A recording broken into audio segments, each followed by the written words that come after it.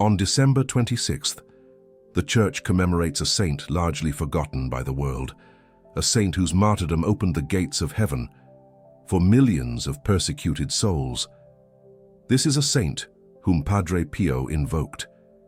Each time he prayed for someone who had suffered injustice.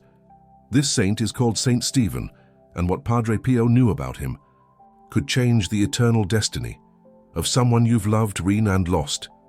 Saint Stephen was the first martyr in Christian history. He was stoned to death by an angry mob simply because he proclaimed the truth.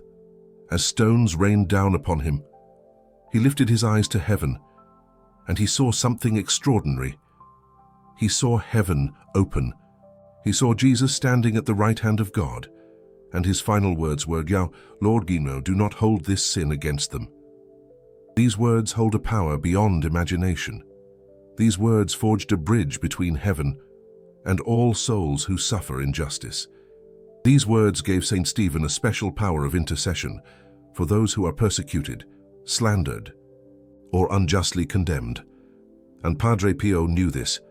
He uncovered this secret during an extraordinary night in 1938, a night that changed the way he prayed for the souls in purgatory.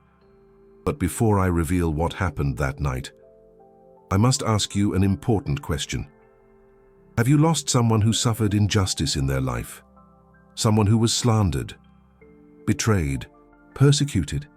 Someone who died with a wound in their heart, caused by the wickedness of others? Because if so, what you're about to hear in the next few minutes could free that soul from a suffering you can't even imagine. Padre Pio of Pietrelcina was a man who understood suffering like no other. He bore the stigmata of Christ since 1918. Each day, his hands, his feet, and his side bled. Each day, he felt in his flesh the pain of the crucifixion. But this wasn't his only suffering. Padre Pio was also persecuted by his own church. For years, the Vatican suspected him of fraud. He was forbidden from celebrating Mass in public. He was isolated. He was watched. They even sent doctors to examine his wounds, to determine if they were authentic. This persecution lasted for decades, and it profoundly marked Padre Pio. That's why he had such a deep connection with Saint Stephen. Both knew what it meant to be attacked for speaking the truth. Both knew the pain of being rejected by those who should have understood them. And both had chosen to forgive their persecutors. On the night of December 26, 1938, Padre Pio was alone in his cell. It was the day after Christmas. The friary was silent. Most of the friars were asleep, exhausted from the celebrations. But Padre Pio was not sleeping. He was praying. He was praying for the souls in purgatory, as he did every night. And suddenly, something happened. The cell lit up, not with an ordinary light, but with a red light, like blood. And in this light, a figure appeared. A young man, his face serene, despite visible wounds all over his body, wounds caused by stones. It was Saint Stephen. The first martyr of the Church stood before him, the one who had seen heaven open at the moment of his death, the one whose last words had been a prayer of forgiveness for his executioners, the one whom the Church honors on December 26th, right after Christmas, as if to remind us that the birth of Christ calls for universal forgiveness. Saint Stephen was a deacon in the first Christian community in Jerusalem. He distributed food to widows and orphans. He proclaimed the gospel with an eloquence that irritated the religious authorities. And finally, he was accused of blasphemy and dragged before the Sanhedrin court. His speech before the court is recorded in the Acts of the Apostles.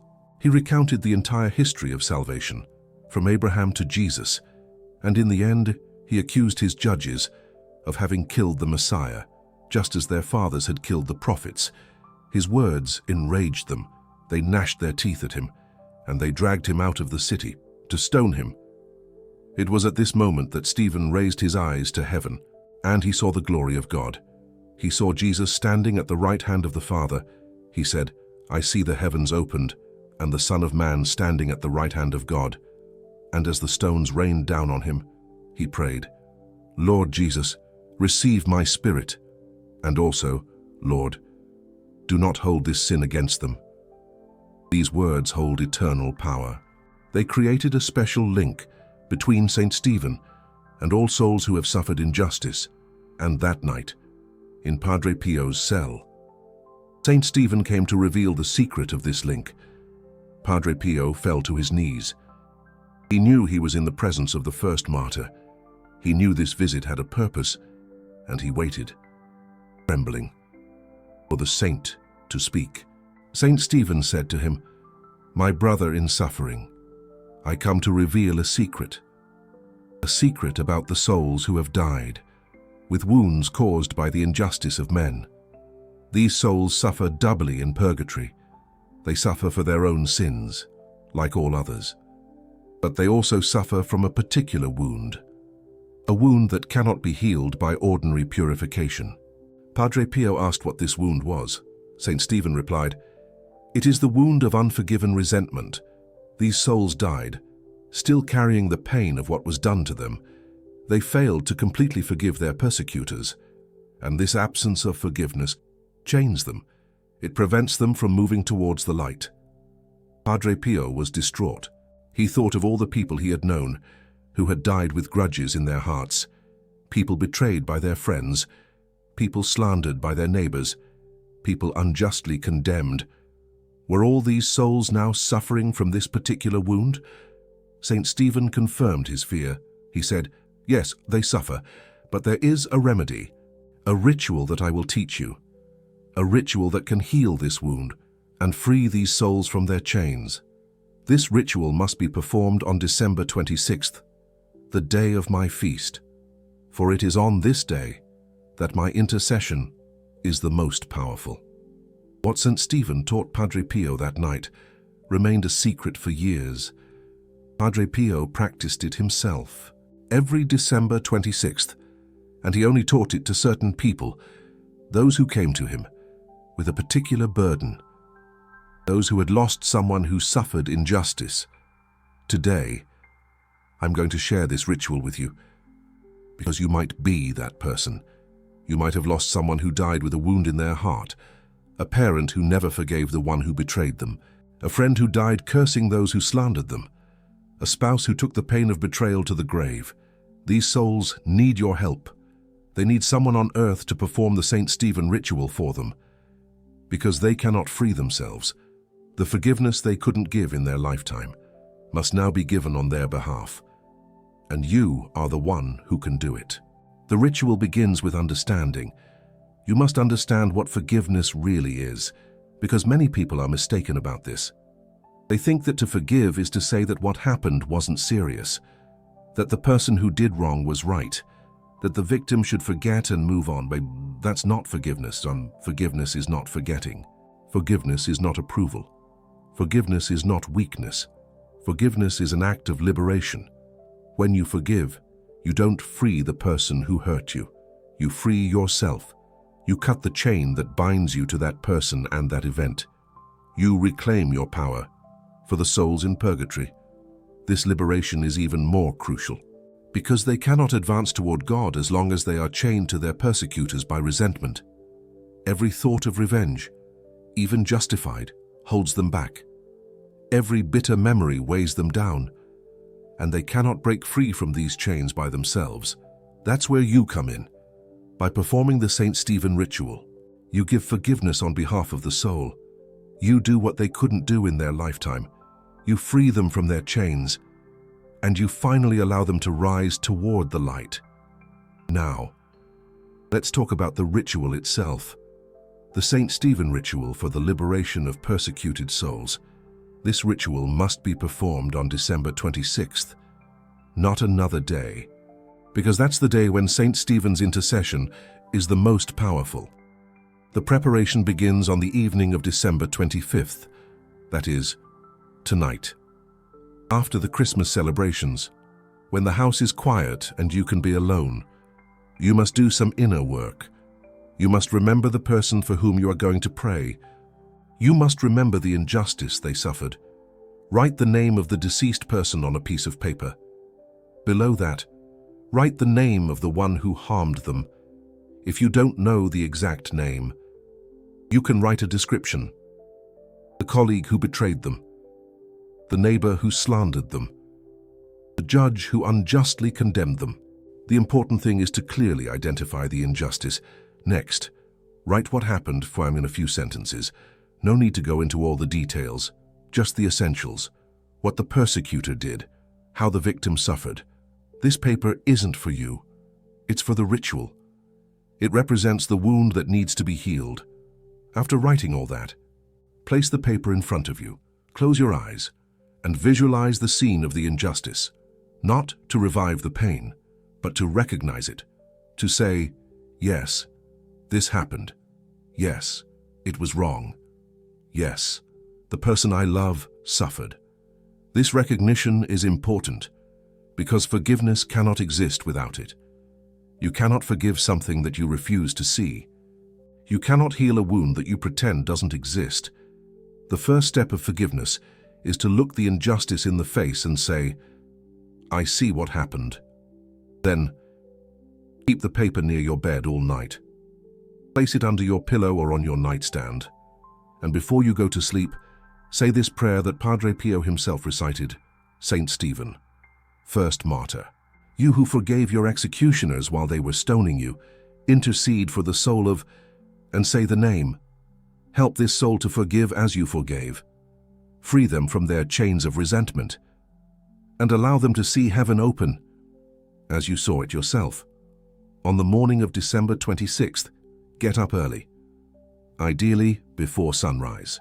Padre Pio said that the hours before dawn are particularly conducive to prayer for the souls in purgatory.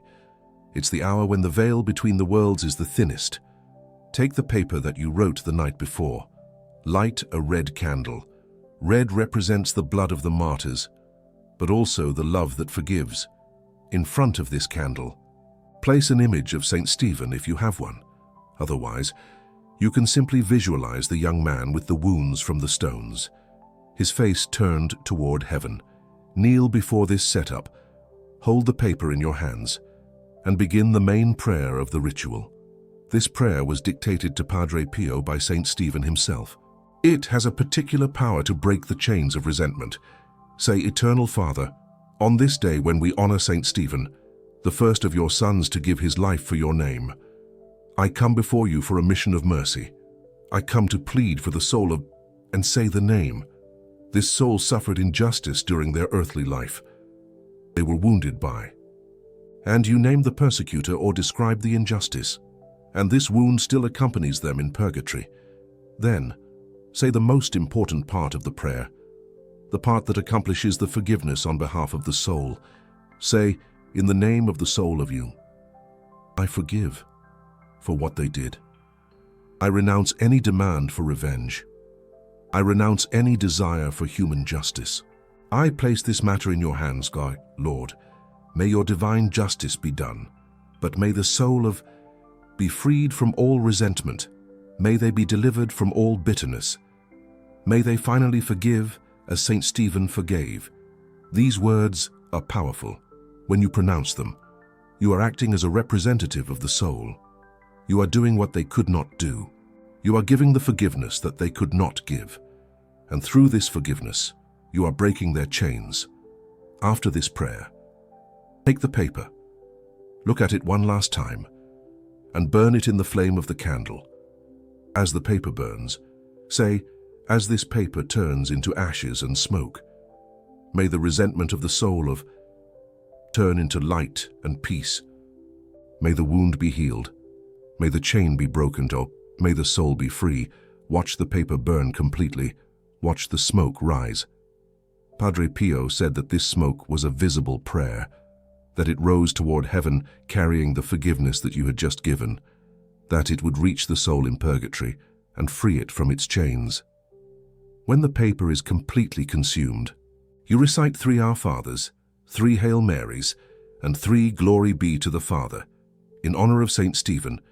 Then you remain in silence for a few minutes, opening your heart to the signs that God might send you. The ritual isn't finished there. There remains one last step, a step that Padre Pio considered the most important of all. You must now forgive the persecutor yourself, not in the soul's name, but in your own name, because if you are holding resentment against that person, your prayer will be less effective. You cannot truly free someone from a chain that you are wearing yourself. I know that this can be difficult. If someone has harmed a person that you love, it's natural to resent them. It's natural to desire that justice be served. It's natural to hold a grudge. But Padre Pio taught that this grudge binds us to evil. It keeps us connected to the persecutor. It gives them power over us. And even worse, it weakens our prayers for the soul that we want to help. So, in this last step of the ritual, you must make a conscious effort to forgive. You don't need to feel forgiveness. The feelings might come later, or maybe not at all. What matters is the decision, the will to forgive, the deliberate act of letting go. You say, "Lord, I choose to forgive," name of the person, "for what he or she did to," name of the victim. "I do not condemn this person. I place them in your hands. May your mercy be upon them, as it is upon me. And may my forgiveness be complete, like that of Saint Stephen towards his tormentors." After this final prayer, you blow out the candle. The ritual is complete, but its effect continues. Throughout the day of December 26th, the soul for whom you have prayed will benefit from the grace that you have requested. Their chains of resentment will be weakened, and if your forgiveness was sincere, they might even be completely broken. Now, I must tell you a story, a true story that shows the power of this ritual. A story that was passed on to me by someone who knew Padre Pio directly. It was in 1952. A man named Daniel came to see Padre Pio in San Giovanni Rotondo. Daniel was a broken man. His face bore the marks of deep suffering. His eyes were empty. He walked like someone carrying an invisible weight on his shoulders. Daniel told Padre Pio his story. His father had died 3 years earlier, but it wasn't an ordinary death. Daniel's father had been betrayed by his best friend, a friend who had stolen his business, his reputation, and ultimately his reason for living. Daniel's father had died in bitterness. His last words had been curses against the one who had betrayed him since his father's death. Daniel had no peace. He had nightmares where he saw his father suffering. He felt a heavy presence around him, and he had the impression that his father's soul was asking something of him, something he didn't understand. Padre Pio listened attentively. Then he looked at Daniel with those eyes that seemed to see beyond the visible world, and he said to him, "Your father is in purgatory, but he is not only suffering for his sins, he is suffering because he is chained by the resentment he held against his friend. This resentment prevents him from moving towards the light, and you feel his suffering, because you carry the same resentment in your own heart." Daniel was stunned. It was true. He hated the man who had betrayed his father. He had spent 3 years stewing in his vengeance. He had even consulted lawyers to try to recover what had been stolen. But nothing had worked, and his hatred had only grown. Padre Pio told him, "December 26th is approaching. It's the day of Saint Stephen, the first martyr. On that day, you will perform a ritual that I will teach you, a ritual that will free your father from his chains. But for this ritual to work, you must also free yourself. You must forgive the one who betrayed your father." Daniel protested. How could he forgive? This man had destroyed his family. He had killed his father as surely as if he had shot him in the head. How could anyone forgive something like that? Padre Pio replied with infinite gentleness, "Forgiveness is not for him. Forgiveness is for you and for your father. As long as you carry this hate, you are chained to this man.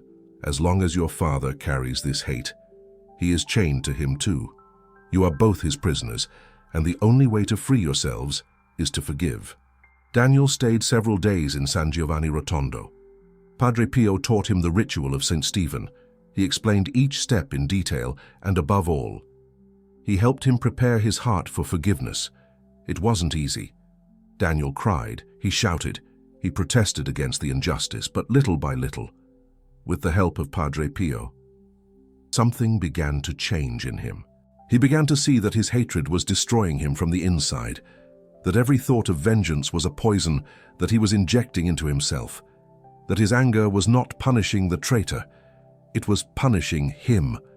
On December 26, 1952, Daniel performed the ritual of St. Stephen. He wrote the name of his father and the name of the traitor. He described the injustice. He prayed the prayers that Padre Pio had taught him. He burned the paper. And in the end, he spoke the words of forgiveness. What happened next? Daniel recounted for the rest of his life. The moment he spoke the forgiveness, he felt something break inside him, like a stretched rope that suddenly snaps, and with that breaking, an immense weight flew off his shoulders, a weight he had carried for 3 years without even being aware of it. But that's not all. That night, Daniel had a dream different from all the nightmares he had had since his father's death. In this dream, he saw his father. But his father was no longer tortured. He was no longer bitter. He was smiling. He looked at peace. His father told him, "My son, you have freed me. These chains that I wore, you have broken them. I can now move towards the light. Thank you. Thank you for forgiving me for my hate. And thank you for forgiving the one who betrayed me. This forgiveness has freed us both." Daniel woke up crying, but for the first time in 3 years, they were tears of joy. He knew that his father was at peace. He knew that the ritual had worked, and he knew that his own life had changed forever. Joseph went back to see Padre Pio to thank him. Padre Pio looked at him and smiled. He said, "It's not me you should thank. It's St. Stephen, and it's yourself. You had the courage to forgive. That courage is more precious than all the prayers in the world." This story isn't unique. In the archives of Padre Pio's spiritual children, there are many similar accounts. People who performed the St. Stephen ritual and saw their deceased loved ones freed from their chains of resentment. Visions, dreams, sensations of sudden peace. All these signs confirm that the ritual works, that forgiveness has real power in the spiritual world. But I must warn you about something. The St. Stephen ritual isn't a magic formula. It's not something you can do mechanically and expect results. The key is in your heart, in the sincerity of your forgiveness, in your real willingness to release the soul from its chains. Padre Pio used to tell the story of a woman who performed the ritual without truly forgiving. She said the words, but her heart was still full of hatred. She made the gestures, but she continued to dwell on her vengeance. And the ritual had no effect. The soul of her deceased loved one remained chained because the forgiveness wasn't real. This woman returned to see Padre Pio a few months later. She complained that the ritual hadn't worked. Padre Pio looked at her and said, "The ritual worked perfectly. It's you who didn't work. You said the words of forgiveness, but you didn't forgive. How do you expect to free a soul from its chains if you yourself are wearing the same chains?" That's a very important lesson. Forgiveness isn't found in words, it's found in the heart. You can recite the most beautiful prayers in the world, but if your heart isn't engaged, they'll be empty. But you can also say a simple prayer, even a clumsy one, and if your heart is truly ready to forgive, it will have immense power. So when you perform the St. Stephen ritual tomorrow, be honest with yourself. If you're not yet ready to forgive, and don't pretend. Instead, ask God to help you become ready. Say to Him, "Lord, I want to forgive, but I can't yet. Help me. Give me the grace of forgiveness." And when that grace comes, and you'll feel it, your heart will open and the ritual can really work. Now, let's talk about what happens on a spiritual level when you perform this ritual, because understanding the mechanism will help you pray with more faith and more effectiveness. Resentment is a form of attachment. When you resent someone, you're bound to that person. You think about them. You imagine scenarios of revenge. You replay the scene of the injustice over and over. And each thought of resentment is like a rope that ties you to the persecutor. For the souls in purgatory, these ropes are even more real. They're visible in the spiritual world. They're made of the very substance of thought and emotion. and they prevent the soul from rising toward the light. Forgiveness cuts these ropes. When you forgive sincerely, you say, in essence, I no longer want to be bound to this person by resentment. I cut this rope, I free myself. And in doing so, you also free the soul in purgatory. Saint Stephen plays a particular role in this process. Because he's the perfect model of forgiveness, he forgave his executioners at the very moment they were killing him, not after, not with the benefit of hindsight, at the very moment. That's the most difficult forgiveness of all, and that's why his intercession is so powerful for those who struggle to forgive. When you invoke Saint Stephen in the ritual, you call upon that power of forgiveness. You ask that it be poured out on you and on the soul for whom you're praying. You ask to share in the grace that allowed Stephen to forgive the unforgivable. December 26th is particularly conducive to this request. It's the day the Church honors the first martyr. It's the day the heavens are particularly open to his prayers. It's the day his power of intercession is at its maximum. Padre Pio said that some souls, thanks to the Saint Stephen ritual, had been freed from decades of suffering in purgatory, decades of suffering caused by a single wound of unforgiven resentment, all that time of extra purification, erased in an instant by sincere forgiveness given on their behalf. Imagine the power you have in your hands. You can, through your forgiveness, shorten a soul's stay in purgatory by many years. You can free it from a suffering you can't even imagine. You can allow it to see the face of God sooner. Isn't that the most beautiful gift you could offer it? Now, I want to address an important question. What if the persecutor is dead himself? What if he's perhaps also in purgatory? Padre Pio had an answer to this question. He said that forgiveness benefits both parties. When you forgive someone, even if he's dead, you help him too. You cut the rope that binds him to his victim. You allow him to advance in his own purification. That may seem unfair. Why should the persecutor benefit from forgiveness? Why should he be helped when he's done so much harm? Padre Pio replied, because that's how God's mercy works. It's not selective. It doesn't distinguish between the good and the bad. It pours out on all who open themselves to it. And forgiveness is a channel of that mercy. Moreover, he said, think of yourself. Have you always been perfect? Haven't you ever harmed someone? Haven't you ever been the persecutor in someone else's story? And yet, you hope that God will forgive you. You hope that someone will pray for you when you're in purgatory. So why would you refuse what you hope to receive? This perspective can be difficult to accept, but it's at the heart of the Christian message. Forgive us our trespasses, as we forgive those who trespass against us. It's not an option, and it's a condition. And the Saint Stephen ritual helps you fulfill that condition. Now I must tell you about what happens after the ritual, the signs that you might receive to confirm that it's worked. The most frequent sign is the dream. Many people who perform the Saint Stephen ritual report having dreamed of their deceased loved one in the nights that follow. These dreams are different from ordinary dreams. The deceased often appears smiling, freed, at peace. They might even offer explicit thanks for the forgiveness granted on their behalf. Another frequent sign is a sensation of lightness. You might wake up the day after the ritual, feeling lighter, as if a weight has been lifted from your shoulders. This weight is the resentment you were carrying, and its disappearance is a sign that forgiveness has truly taken place.